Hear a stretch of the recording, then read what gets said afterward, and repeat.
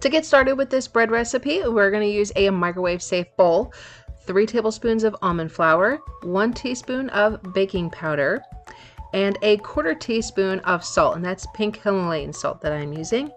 And then I have a tablespoon of melted butter. And then after I add my butter in, which is still kind of hot, I take my fork and I just kind of whisk it around. And then I'm going to add in 1 egg. And then you just scramble it all up, and then we're going to stick it in the microwave.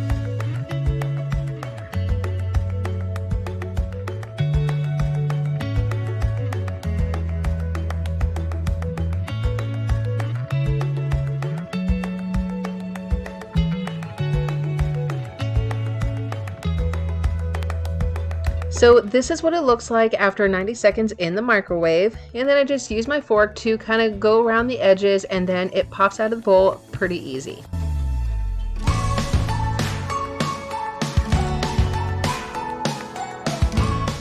This turned out to be a pretty good size piece of bread, and honestly, if you were to make a second one, this would be a really good like burger bun.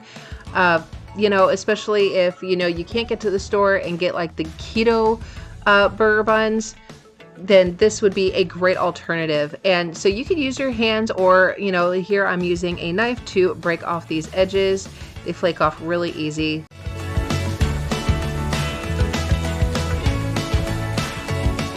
Honestly, I thought I'd be able to cut this in half so that I could get 2 like sandwich slices out of here, but this thing is actually like so thin already, and I guess I wasn't cutting very well, and you could see I kind of messed that one up.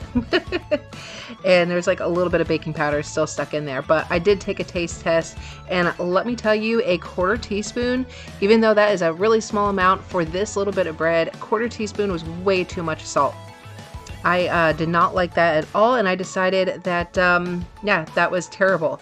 So I'm going to go ahead and try again, except for this time I'm going to use coconut flour. I got 3 tablespoons of coconut flour, the same amount of baking powder, I believe that was 1 teaspoon, and I have 1/8 of a teaspoon this time of the salt, tablespoon of butter, and I'm going to mix that around. This time I actually have like a mini silicone whisk, and then I'm going to add my eggs. So everything is pretty much the same, except for I'm doing a little less salt, and I'm using coconut flour because I really did not like that last recipe.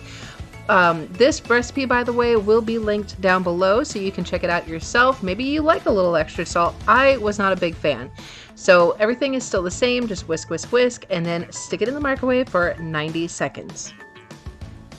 But before I do that, I realized that whisk was not working out for me because using the coconut flour, it makes the this bread dough a little stickier. So I started to use a fork, and then I just moved on to using my hands, and you just kind of like mold it to the bottom of the bowl that you're using, like I'm doing right here.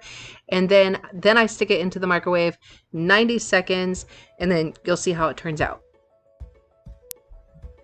So this is what the bread with the coconut flour looked like, and it pops just as easily out of the bowl, just like the last one, and then you can break off the edges, make it a little bit cleaner looking.